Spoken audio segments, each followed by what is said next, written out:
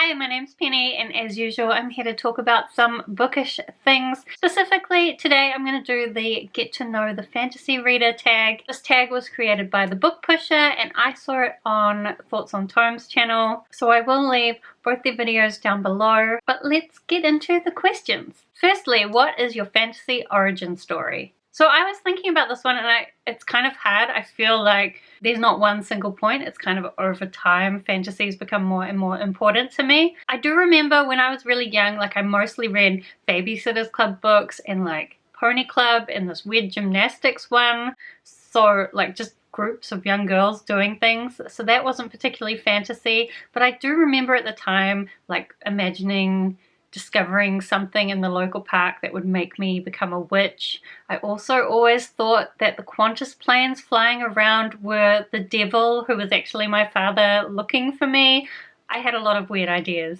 Oh, I also remember as a kid when I got my tonsils out, which when I was about 3 or 4, got my tonsils out hiding under the bed because me and this other girl were convinced that this woman we saw in the car park out the window was a witch. So like I had fantasy in my head from really early. I definitely remember I really loved The Witches by Roald Dahl, that movie.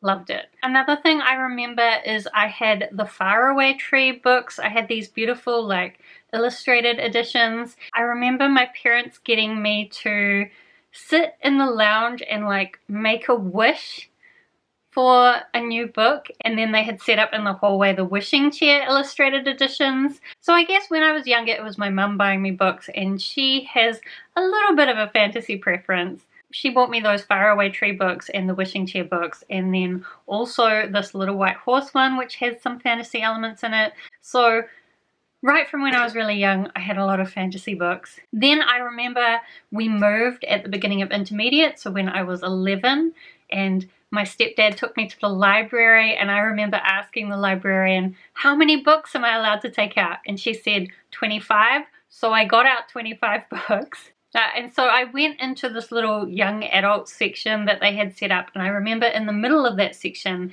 they had a box of like point thrillers, which aren't technically fantasy, but they're thrillers with supernatural elements. So I have a couple here. I want to do a reread of a bunch of these. Like I remember reading these ones. I basically, after I went and got 25 books out, I read like half of them that day. I remember lying on my bedroom floor just reading them and being like really hot in the face because I didn't drink anything and I was dehydrated. But also in that little section of the library there was like a fantasy shelf, like proper fantasy, and I remember reading one book that I don't know what it was. If I ever saw the cover again I would know, but I've never seen it again. I don't know what it is. One day maybe I'll see it. But the second fantasy book that I got out of that section was Arrows of the Queen by Mercedes Lackey, which is the first book in the Valdemar series, which I don't even know how many books are in that series. 30, I would guess. Anyway, basically for my early teens, the Valdemar books ended up having a really big impact on me. In the Valdemar series, there's a big emphasis on Valdemar being really open-minded and accepting of diverse and different people. These were the books where I first learnt about LGBT people and the fact that people could be gay, because this is like the early 90s. I'm old, so this is the early 90s, and like up until 1986, homosexuality was illegal. So like early 90s, this was still not something that was often talked about. So I'm really glad that I had these books to kind of introduce me to a lot of concepts of being open-minded, and also just in Valdemar we're primarily following the heralds of Valdemar who have these magical horses that help them go around using their different magical powers to make the world a better place. And I think reading books about people trying to make things better also had a really positive impact on me. So I've got a lot to be really thankful for in regards to the fantasy books that I read early on in my reading. Oh, I also was going to mention, I definitely remember reading a lot of Christopher Pike in my early teens as well. So these are more like supernatural. This is basically where I continued on from after the point thrillers. Christopher Pike writes a lot of kind of creepy supernatural books. They got really into more religious philosophy later on in his books, but I always really enjoyed these as well. Question number 2 is, if you could be the heroine in a fantasy novel, who would be the author and what's one trope that you would insist be in the story? I think this is the hardest question of the whole tag. I was thinking maybe Brandon Sanderson, just because he writes really complex characters, so I could be an actual complex and fully developed character if he wrote me. I also like the way that he writes leadership skills, so maybe he could give me better leadership skills. But another really good option would be Ilona Andrews, just because I think she writes really great women characters that are really strong, and she gives them really interesting abilities, magical abilities, and I just really like her sense of humor. So one of those. I'd also say I would really like it to have some kind of dream magic in it, so maybe Maggie Stiefvater could be involved as well. Maybe we'll do a collaboration. I don't really know what trope I'd like to be included in this story though. Maybe like a slow build romance, because I think there should be some romance in the story, but I don't like a lot of romance, so I'd want it to be that really slow build, building up a partnership type romance. And that's another reason why I think Ilona Andrews would do quite good, because I think that's the kind of relationships she writes really well. Question number 3 is, what is a fantasy you've read this year that you want more people to read? So this year I've been doing a reread of the Kate Daniels series. I'm only 2 books in, but I am really enjoying my reread. This is one of my most favorite series ever, and I would like more people to read it. This is the 10th book. By the 10th book, the series has improved a lot. The covers are a lot better. This is my favorite cover of the series. I will also admit I'm a little bit conflicted about whether I really do want lots more people to read this, because I will admit that it's probably not for everyone. Like when I was reading the last book, I was like, wow, there's quite a lot of fight scenes in this particular book. And I know that fight scenes aren't for everyone. Although, again, I think the ones in this series are written really well, so maybe even people who don't think they like fight scenes might like these ones.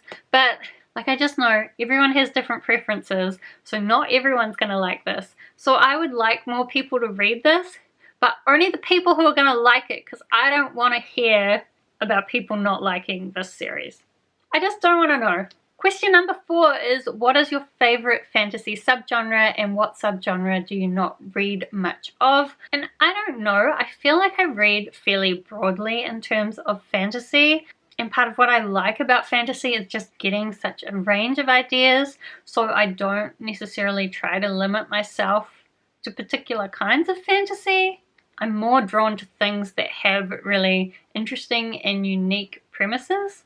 But if I did have to pick a subgenre that I don't read much from, it would probably be the romance, fantasy romance type subgenre, just because I don't really like books that focus too much on the romance aspect of the story. I really need there to be a lot more to the story than just the romance. And I think I'm a bit fussy as well about which romances I like. Number 5 is, who is one of your auto-buy fantasy authors? I answered this recently in another tag, so I think it would be Maggie Stiefvater, just because I have read all of her books. I'm pretty sure, maybe I should check that, but I'm pretty sure I've read all of her books that have been released so far, and I've loved almost all of them, so I don't see why I wouldn't pick up any of her future releases. I might not necessarily buy them, I might get them from the library, just because you've got to deal with your finances responsibly, and books aren't always the priority, especially when I'm unemployed, and given the lockdown, who knows how long that will last. But anyway, I love Maggie Stiefvater's works. This one is another one that I've read this year that I would love more people to read. I don't understand why people haven't read this, and I will most definitely be reading anything else that Maggie Stiefvater puts out. Question number 6 is, how do you typically find fantasy book recommendations? Obviously, I watch a lot of Booktubes, so I get a lot from there. I also regularly have a look at Goodreads and just random internet searches to find new book releases, but mostly Booktube. Question number 7 is, what is an upcoming fantasy release that you're excited for? So I am definitely excited for A Sleight of Shadows by Kat Howard. This is going to be the sequel to An Unkindness of Magicians, which I read last year. I really loved it. It's like an urban fantasy where there's this tournament of magicians, and we're following this girl named Sydney who has recently escaped from this magic institution, and she's trying to bring the whole system down. I will say I read that thinking it was a standalone. It was a standalone. I think it's perfectly fine as a standalone. You can read it that way. So I'm not sure that the sequel is strictly necessary, but that doesn't stop me from being excited and hopeful that it's going to be really amazing. I definitely think there's a lot more in that world to explore, so I'm excited to see what aspect of it we're going to explore. Question number 8 is, what is one misconception about fantasy that you would like to lay to rest? For me, it would be that fantasy is only about escapism. So, of course, fantasy can totally be about escapism. Sometimes that's what you need. But there's also so much more to it. So personally, I really like reading fantasy just because I like exploring new ideas, and I think fantasy allows you to do that. I also think sometimes real world issues can actually be explored much better within fantasy, because using this fantastical setting, you can make real life issues much more intense and just give them a much greater focus. So while of course fantasy can be about escapism, for me personally, that's not the main reason that I like to read fantasy. I like it because I like exploring different ideas, which is why I like a fair amount of science fiction as well as fantasy. But I think science fiction still puts a certain amount of limitations and boundaries on how you can explore the ideas in a certain way, whereas fantasy, things are just so wide open. You can do almost anything. Almost. Question number 9 is, if someone had never read a fantasy before and you were going to recommend some books to them, what would you recommend? And I have to say, it really depends. I think every tag of this that I've watched, we know it depends on what do they actually like. What kind of books do they like? What do they hate? Like, I don't feel like you can ever recommend a book to someone without having some idea of what they like. Of course, I can talk about what I like about books, and that's what I try to do on this channel, but you have to know what you like in order to see whether what I like is going to match up with your tastes. Everybody's different. Everybody likes different things. It's fine. But regardless, I did try to come up with some answers to this. I know one thing that often makes fantasy quite intimidating is the fact that a lot of them are series. I just think once you create this amazing world, why would you just put one story in that world? Why not put more stories in that world? And there's just so much scope for these really epic, big stories. So that's why fantasy often comes in these massive series. So what I did is I went through my highest rated fantasy books and I had a look for some of the standalones. So ones that I would recommend. An Unkindness of Magicians. I know I just said the sequel is coming out, but like I also said, you can just read that and I think it's fine. Also, Shadows for Silence in the Forests of Hell is a short story by Brandon Sanderson, and it's set in the Cosmere, but it's on quite a separate world, so you don't need to know anything else about the Cosmere. And I think if you're interested in Brandon Sanderson, that's a really easy way to get in and see whether you might actually like his stuff, because it's just a short story, so you don't need to make too much of a commitment. Another standalone I really liked was The Silvered by Tanya Huff, which is all about these shapeshifters, werewolf type creatures, but in more of a historical, almost steampunky setting. And also The Scorpio Races by Maggie Stiefvater has these amazing horses that come out of the sea. Also really great. Question number 10 is, who is the most recent fantasy reading content creator you came across that you'd like to shout out? So I think actually most recently I've started watching Elliot Brooks, who I've kind of followed for a long time I think, but never really watched her videos that much somehow. But I've started watching her and I've really been enjoying it. Also recently through this tag I found The Bookish Mom. You Americans and how you pronounce mom. Anyway, I found her channel and I've been enjoying that as well. So there's like a bigger and a smaller creator that I think you could check out. Lastly, I am going to tag some people. I know I'm generally pretty bad at tagging people, but I'm gonna do it. Also, if you're watching this video and you would like to do this video, please go ahead and do that. But I'm gonna tag Gemma from A Story and a Song, Gaia Athena, Katie and her cats, and Brenalyn Reads. I would love to know for all of you how you got into reading fantasy. Anyway, that is all my answers to the questions.